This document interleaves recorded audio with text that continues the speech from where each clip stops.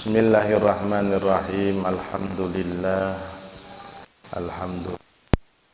hadana lihada wa ma kunna linahtadiya laula an hadanallah.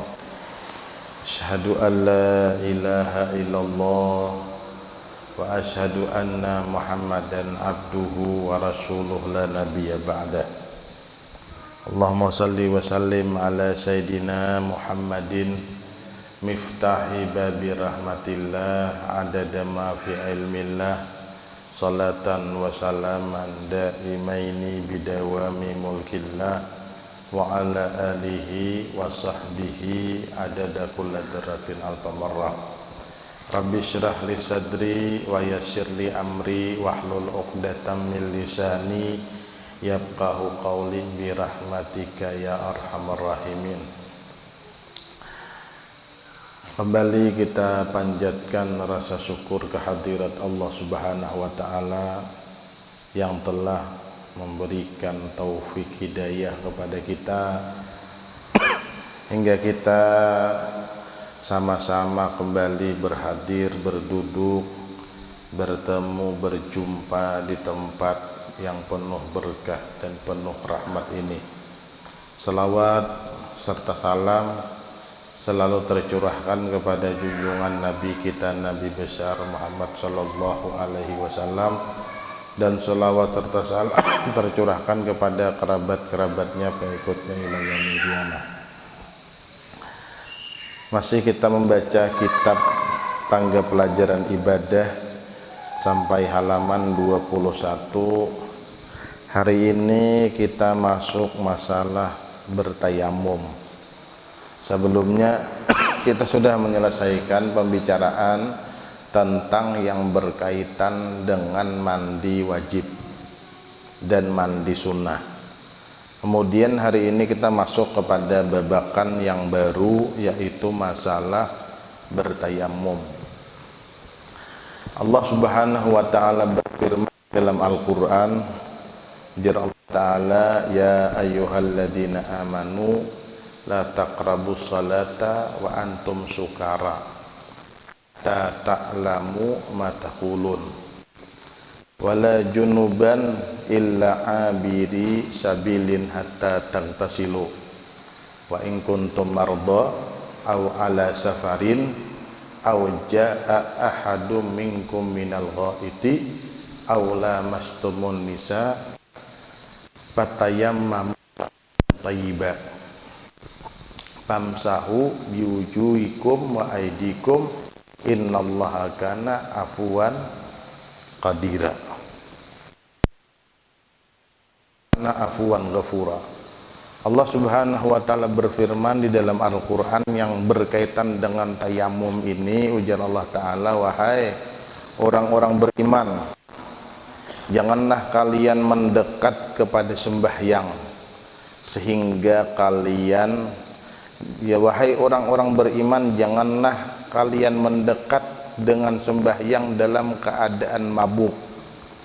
Jadi bahari ada yang sembahyang tapi imamnya mabuk, nah, kemudian datang sehingga diharamkanlah mabuk-mabukan.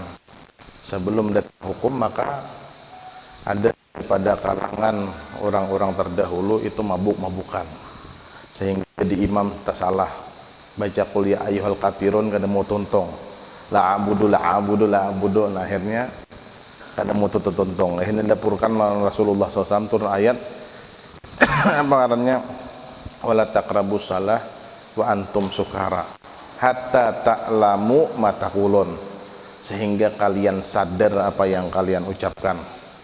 Kemudian Allah Ta'ala, wala junuban ila abiri sabilin hatta tagtasilu, kemudian orang junub jangan sampai masuk ke dalam masjid terkecuali inya hanya lewat saja. Orang junub ada boleh masuk masjid kecuali inya hanya lewat, masuk pintu sebelah kiri, keluar pintu sebelah kanan boleh, tapi kalau masuk sebelah kiri, keluar sebelah kiri kada boleh orang junub. Kemudian ujar Allah Ta'ala menyambung perkataan beliau, ujar Allah Ta'ala, wa in kuntum ala safarin, apabila kalian di dalam perjalanan, au wa in kuntum ala safarin wa in kuntum marda au ala safarin, dan jikalau kalian sakit gering atau kalian dalam perjalanan atau menunaikan salah seorang kalian daripada buang hajat atau menyentuh daripada wanita kalian, kemudian kada mendapati air, maka bertayamum dengan debu yang suci. Sesungguhnya Allah itu Maha Pemaaf dan Maha Pengampun. Nah, jadi jelas bahwasanya tayamum ini dalilnya dari Al-Quran. Kemudian ada lagi banyak hadis-hadis Nabi SAW. Jadi tayamum ini keringanan bagi umat Rasulullah, yang mana apabila diperlukan maka dikerjakan, tapi gunanya hanya ban sirap.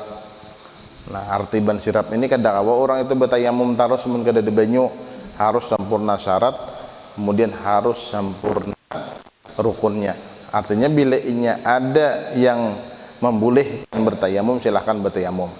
Karena bertayamum ini kan hukumnya bisa wajib, bisa mubah, bisa makruh, bisa juga haram bertayamum. Jadi ketergantungan lawan asbab. Jadi tayamum ialah, tayamum ini pengganti wudu atau mandi atau mengganti mandi wajib. Nah, itu istimewanya tayamum lah daripada wudu. Kalau wudu inya kada kau mengganti mandi wajib, tapi kalau tayamum mampu mengganti wudu, mampu mengganti mandi wajib, dan kaifiatnya sama, tata caranya sama, cuman hanya apa ngarannya nang diangkatnya berbeda. Bisa inya menggantikan wudu, bisa menggantikan mandi wajib. Kemudian pulang dengan memakai debu tanah. Jadi harus memakai debu. Kada boleh tanah itu kada ada debunya. Mun musim hujan nih, ngalih kita mencari debu. Nah, maka harus pian karingakan sehingga keluar debu. Nah, kalau di Hadramaut itu setiap langgar itu ada tempat bertayamum. Setiap langgar disiapkan orang dibuncuk tanah agan bertayamum. Oh, kita sini kada tahu orang, jarang orang-orangnya aja yang mengerti masalah tayamum nih. Nah, maka wadah kita nih air wudu aja. Kalau di Hadramaut itu langgar atau fasilitasnya lah, nang kebanyakannya tuh nang kayak kita di sini, lampu, kipas angin, nang mana betutup ada AC. Nah, kemudian apa ngarannya, termasuk tadi debu tayamum, lawan banyu minum gratis. Nah, banyu minum gratis karena di Hadramaut itu panas. Jadi setempat minum orang panasan. Kemudian jadi mengganti wudu atau mandi dengan memakai debu tanah yang bersih, kada boleh tercampur napa-napa walaupun sedikit. Kada boleh tercampur tapung, kada boleh tercampur gula. Nah, apalagi tercampur kotoran. Nah, sehingga kada boleh kena mengambil tanah di tempat yang diyakini di sana ada najis. Seperti misalnya di kurungan hayam, mengambil debunya kada boleh, atau di kuburan, mengambil tanah di kuburan. Kenapa? Karena bisa tanah galian. Nah, kemudian yang disampaikan ke muka dan dua tapak tangan. Tayamum ini mudah, gampang, nyaman, ringkas. Muha sekali, tangan sekali. Mandi wajib sama, kemudian orang berwudu sama, ganti wudu. Jadi kada ada nang bertayamum bergulung-gulung di tanah tuh, kada ada lah. Nah, karena tayamum meskipun ganti mandi wajib, tapi nya muha aja nang disapu lontangan. Paham? Nggih, tangan aja. Nah, kayaknya tata caranya yang sempurna insyaallah kita ulang kembali. Tapi rasanya sudah dahulu dipraktikkan nang tata cara tayamum, tapi kena diulang dengan syarat-syarat tertentu. Syarat-syarat tertentu inilah yang membolehkan atau mewajibkan seseorang bertayamum. Sebab-sebab tayamum ini penyebabnya lah. Yang pertama, ketiadaan air, banyu habis. Memang dasar kada ada lagi banyu. Habis banyu ini kadangkala secara hissi atau secara syar'i. Secara hissi artinya banyu ini dasar memang kadeda, dasar kadeda lagi banyu aring umarau umpamanya, atau di perjalanan umpamanya, atau di sebuah tempat yang kita kadeda banyu, nah ngalih cari banyu, atau karena syar'i. Apa syar'i? Banyu ada tapi kita kada kawa memakai, nah itu ngarannya kadeda banyu secara syariat. Banyu ada cuman kada kawa dipakai dengan sebab larang banyu daripada harga nang standarnya, maka boleh bertayamum. Nah cuma amun bensin belerang kada kawam gitu lah, paksa nukar bensin. Nah meskipun naik tetap aja nukar kada kawa berjalanan. Nah tapi amunnya banyu bila kada ada tayamum. Nah caranya ada amalan dahulu ada mendengar di mana ngarannya nih di Jawa tuh karan Sidin Habib Toha. Beliau tuh jadi kawan ulun supir, tapi wallahu alam bang nih lah ini nambah kisah kayak itu nah. Jarnya ulun Sidin ini dakwah ke sebuah tempat, mungkin tempat terpencil kayak itu nah. Di tengah jalan habis mogok motornya, habis minyak. Nah jano anu BPN nih mogok motor kita. Itu Habib tadi jar ambilakan botol aqua. Hagen apa Habib banyu aqua ana jisen buat jisen ke tangki minyak. Jar kawan tadi kan tahu lagi tengah malam nih udah mana di Padang Sawang. Buat teh ke tangki minyak hidup pulang motor teh. Nah cuman sekali-sekali aja. Nah kayak itu amun tiap hari kan menukar lagi bensin. Bakorina aja sudah no. Nah, itu mungkin sebagian daripada karamat lah. Nah, jadi karamat itu bisa terjadi cuman sawayah-wayah aja, amun keluar terus ada karamat karamput mau. Nah, karamat tuh kayak keluar tuh sawayah-wayah yang terjepit, nah, terdesak sehingga keluar karamat. Jangankan karamat, mukjizat pun kadang-kadang sudah terdesak hanya keluar. Kalau nya kada terjepit kada keluar, bahkan Nabi SAW ditawak sampai berdarah-darah. Dari perang Uhud sampai patah nih rahang Nabi SAW, patah karena tawakilon batu. Jadi apa ngarannya,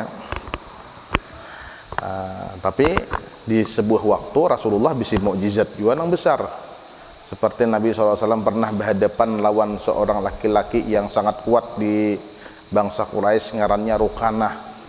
Rukanah ini penggulat nomor 1 di kota Mekah.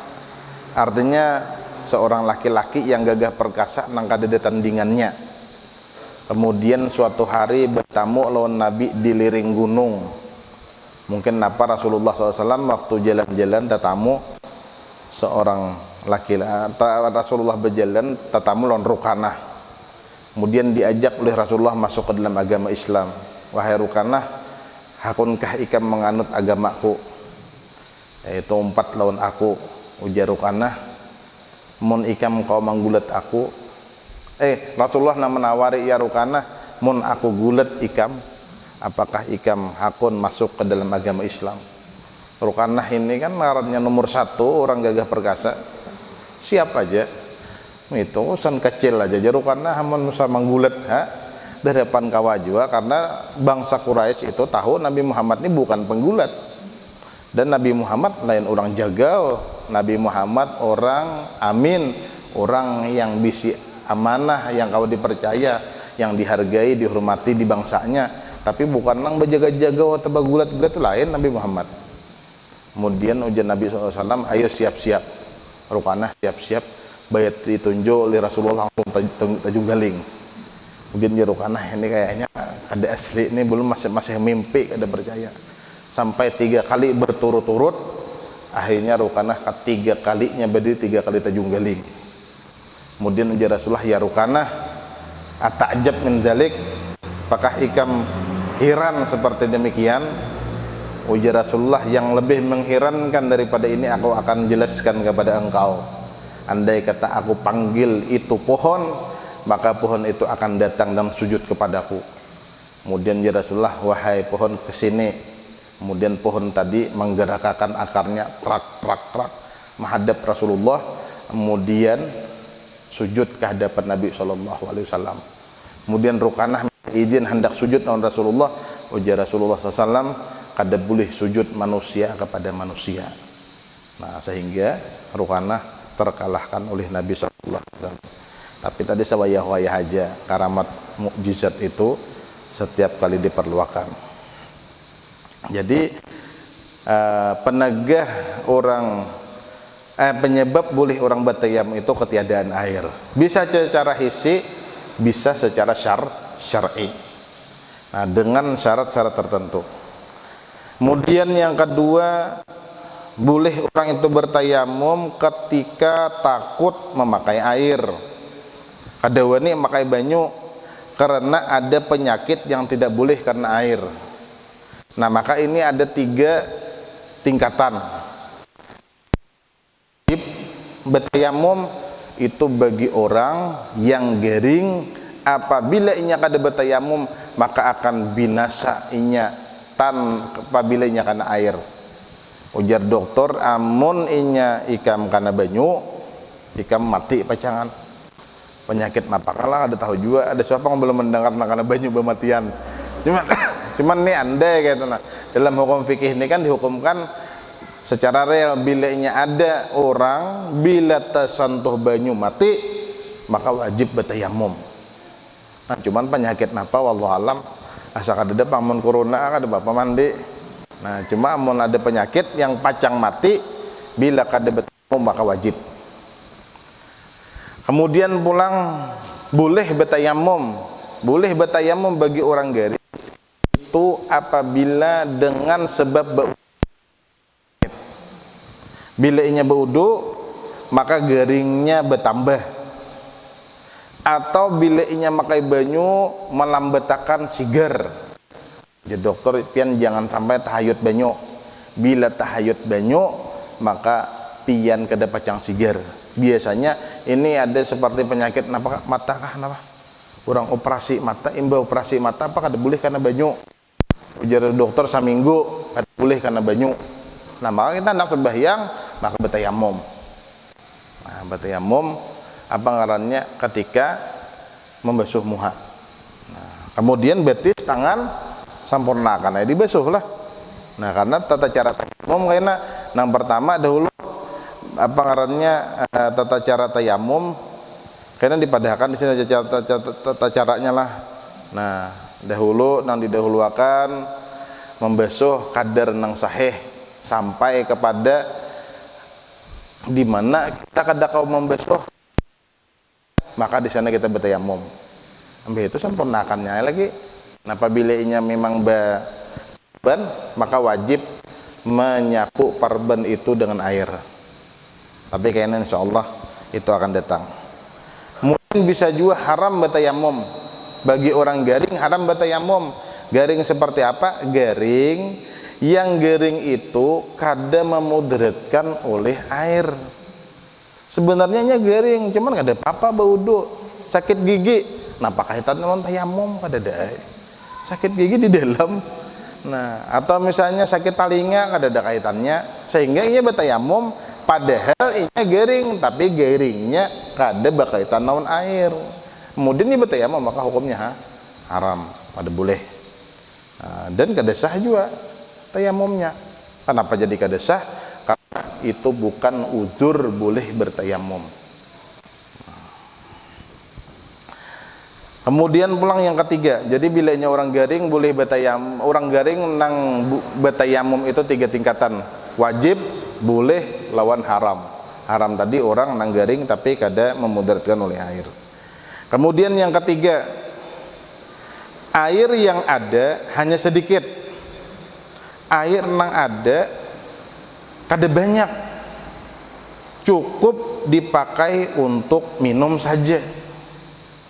Cukup dipakai untuk minum saja, sehingga orang itu harus bertayamum. Ada air banyu, tapi banyunya sedikitannya. Nah, jadi yang dimaksud dengan kebutuhan air itu boleh orang itu bertayamum bila perlu dengan air karena keperluan lain daripada beudu, umpamanya hagan minumi binatang, hagan minuman sakaluarga. Nah, tapi ada beberapa orang yang di dalam Islam itu tidak terhormat. Artinya banyak ada nih hagan beudu, tapi ada manfaatnya hagan lain. Bolehkah seseorang itu bertayamum kemudian meninggalkan wudu? Kada boleh bila orangnya yang beberapa orang ini. Pertama, tarikus salah, orang yang meninggalkan sembahyang itu dalam Islam kada terhormat. Kita ada banyak, ada kawan kita hendak berwudu, kawan kehausan, kita berwudu kita unjuk untuk kawan, tapi orangnya ada sembahyang, ada bersembahyangan. Nah, maka di dalam hukum Islam boleh aja kita berwudu marah kawan kehausan, boleh aja. Nah, ada bapak nih toh. Kemudian yang kedua, zani muhsan, orang itu pernah kawin tapi melakukan zina. Orangnya itu kawin secara resmi di dalam hukum nikah, kemudian inya berzina, maka hukumannya rajam. Maka orang itu kada dihormati juga dalam agama Islam. Andai kata ada banyu berwudu lawan meminumi ini, wudu dahuluakan.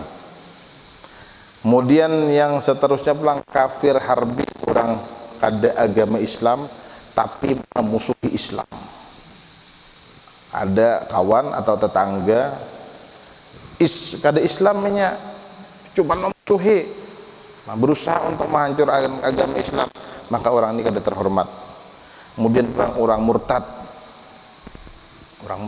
itu kada terhormat. Kemudian kalbul akur, anjing gila, hidupan yang maigut manusia. Ada banyu hagan beudu, ada anjing gila kehausan, wudu kita dahulukan, anjing gila ini marah mati. Nah, tapi kita ada bisi banyu hagan beudu, tapi kambing kehausan, kambing dahulukan, beudu ada tayamum. Nang di atas tadi mulia kambing gitu. Nah, saking Islam itu maturakan. Yang terakhir khinzir, babi itu juga kada dihormati dalam agama Islam. Nah, kemudian yang lain-lainnya apa? Seperti binatang-binatang yang membahayakan orang muslim, ular, kemudian singa, binatang-binatang yang sunnah dibunuh. Nah, binatang-binatang yang sunnah dibunuhlah ular, kalajengking, kemudian jenis-jenisnya. Nah, cacak sunnah juga dibunuh, tapi haram menyiksa, kada boleh juga disiksa. Nah, mun kuduk pang jadi kait peunjun, nah itu babnya lain lah. Mun kada bergerak aja guru kada mematok. Nah, aja macam-macam. Nukar kukudukan aja ini banyak kukudukan. Umpan kukudukan. Kuduk tuh dihormati pada Islam lah. Kuduk itu haram dimakan karena dihormati dalam agama Islam. Jadi agama Islam ini mengharamkan mandak titik keharaman binatang yang kada boleh dimakan toh. Bisa karena dihinakan, bisa karena dimuliakan. Kuduk itu dimuliakan dalam agama Islam, makanya kada boleh dimakan. Kenapa? Karena jar waktu Raja Namrud membakar Nabi Ibrahim, itu kuduk 4 menyimbur. Nah, padahal menurut akal simburan kuduk itu ada pacang memadamkan api yang besar. Nah, cuman yang berusaha hendak membantu Nabiullah Ibrahim alaihissalam sehingga dimuliakan oleh Allah dan diberi ke seluruh bangsanya kehormatan sehingga kada boleh dibunuh. Nah, kada boleh dibunuh tanpa ada sebab. Nah, tanpa ada sebab dan keperluan. Mun misalnya bisi iwak haruan pian makanannya kuduk boleh aja, kada apa-apa dimakan. Sajam seorang makan kuduk, nah makan kuduk kada boleh, hukumnya haram. Atau karena dihinakan kan, seperti cacak kada boleh dimakan. Kenapa? Karena cacak tuh sama kisahnya lah ketika dibakar Nabi Ibrahim oleh Raja Namrud, cacak tuh jar umpat meniup. Nah, padahal nang meniup pada tuannya tapi keturunannya tetap sunnah juga dibunuh. Itu dalam hadis lah disebutkan. Jadi air yang ada hanya sedikit cukup dipakai untuk minum. Jadi itu syarat-syarat boleh bertayamum 3 macam aja. Yang pertama banyu kadada, Yang kedua gering kada kawa makai banyu. Nang ketiga air ada tapi keperluan lain yang mendesak ada, sehingga orang itu diperbolehkan bertayamum untuk meringankan daripada permasalahan memakai air di dalam berwudu. Nah, kemudian pulang syarat tayamum itu ada 3 perkara, wallahu a'lam. Pandir kena no. Bismillahirrahmanirrahim. Alhamdulillahirabbil alamin. Allahumma shalli wa sallim ala sayidina Maulana Muhammadin wa ala alihi washabihi ajmain. Allahumma zayyina bil hilmi wa akrimna bil fahmi wa zayyina bil akhlaqil hasanati. Allahumma nawwir qulubana kama nawratas samawati wal ardh bi nuri syamsika abadan abada bi rahmatika ya arhamar rahimin. Rabbana taqabbal minna innaka antas samiul alim, tub alaina innaka antat tawwabur rahim. Sallallahu ala sayidina Maulana Muhammadin nabiyil ummi wa ala alihi wa sahbihi wasallam. Alhamdulillahi rabbil alamin. Taqabbalallahu minkum.